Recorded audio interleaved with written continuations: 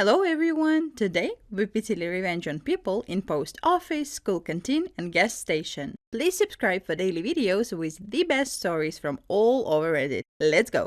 Oh, you need diesel too? Well, it's gonna be a while.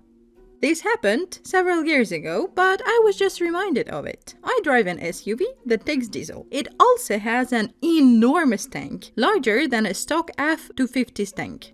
I pull into a busy gas station and make my way to one pump that also has diesel. This entitled butthole in a jacked up F-250 pulls in behind me and starts honking at me. I ask what his problem is and he proceeds to tell me to move my effing vehicle, that he needs diesel now and he's in a hurry. So I politely but condescendingly tell him that my vehicle takes diesel and like my pee-pee, I'm a woman by the way, my tank is bigger than his. Originally, I was only planning on getting a few gallons, but after that, I filled up all 28 gallons as slowly as the pump would allow. Checkmate, butthole! The time I went postal. 30 years ago, I had a job at the post office working night shift processing mail. I would sort the mail prior to it being delivered by the postman. After a number of years, I was promoted to team leader and was the senior employee in charge of the facility at night. The delivery center where I worked was in a separate location to the actual post office.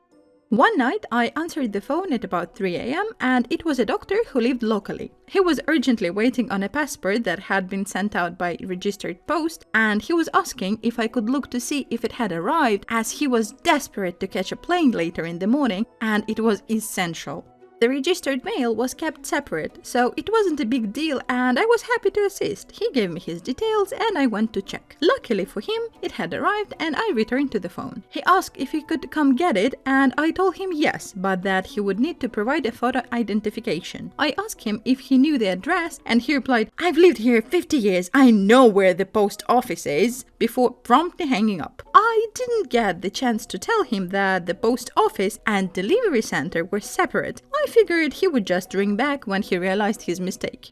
4 hours later, the day shift had arrived and were all at work when a man entered the building and asked to speak to the manager. My boss spoke to the man who was yelling about the passport and how some incompetent moron had sent him on a wild goose chase. He said if he missed his plane, he was going to officially complain and that we should be worried as he was a very important person. My boss came to me and asked what was going on. I gave him a quick rundown of what happened. I handed over the passport and my manager dealt with the doctor. I was good friends with the manager, so nothing else was said, but unfortunately, I had no closure. I don't like blowhards and I don't tolerate being called an incompetent moron, especially when I'm not at fault. You, PettyRevenge. I set about a one-man campaign to teach this person a lesson about insulting someone whose job is to handle your mail before you get it. Each morning, I would check the slot that contained his mail to see what was due and to be delivered to him. In my country, we have a public health system whereby you can go to see a doctor without paying and the government reimburses the doctor. These days, it's all done electronically, but 30 years ago, the doctors were sent checks. The envelopes were embezzled in the healthcare provider's name and easy to distinguish. I would take his checks and drop them in the mailbags, being redirected to other offices that some are in different states. They would be kicked around the system and eventually be redirected to us. He would eventually get his money in the end, but it would have messed with his cash flow. It did the same with birthday cards, personal letters, postcards, and occasionally bills, particularly final notices. As stated, he always eventually received everything, just often days or weeks later than expected.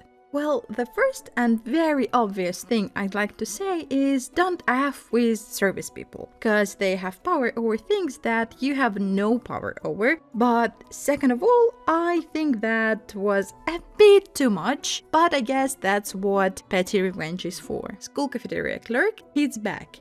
At my university, we have a cafe for students who live on campus. These students have meal plans and only have a limited number of meals per semester. At our cafe, we have a lot of theft that occurs. Students will make a game of trying to take as much food as possible when they leave, but they are only allowed to take a piece of fruit or a cookie. I was in charge of the cafe during peak hours and placed my crew where I saw their strengths making the most impact. The cashier job was by far the easiest, but I did expect the cashier to stop students who were obviously stealing. One in particular loved being the cashier, so he would routinely police the exit. This particular semester, we had a very unruly student whom we called the Sasquatch.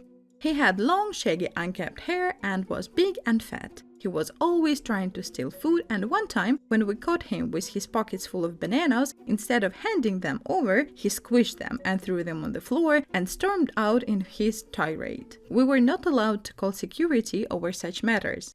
Well, my clerk wasn't fond of his man after that and soon memorized his student number. Throughout the days following the event, my clerk would randomly charge his card for a meal a few extra times a day. As the semester neared the end, the Sasquatch would watch him like a hawk to ensure his card was only swiped once, but it never was. Instead of chasing him down and having him give back the stolen fruit, we would charge his meal plan a few extra times.